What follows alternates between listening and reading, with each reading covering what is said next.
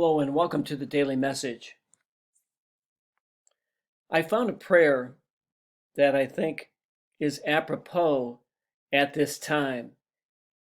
The prayer is entitled In One Family, and I offer it to us all for our reflection, our meditation, and our consideration. And so together we pray. Send thy peace, O Lord, which is perfect and everlasting, that our souls may radiate peace.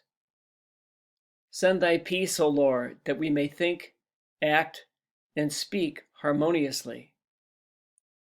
Send thy peace, O Lord, that we may be contented and thankful for thy bountiful gifts.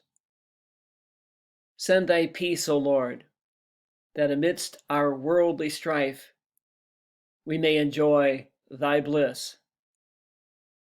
Send thy peace, O Lord, that we may endure all, tolerate all, in the thought of thy grace and mercy. Send thy peace, O Lord, that our lives may become a divine vision, and in thy light all darkness may vanish.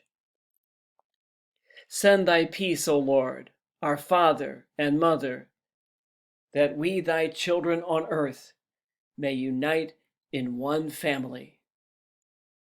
Amen.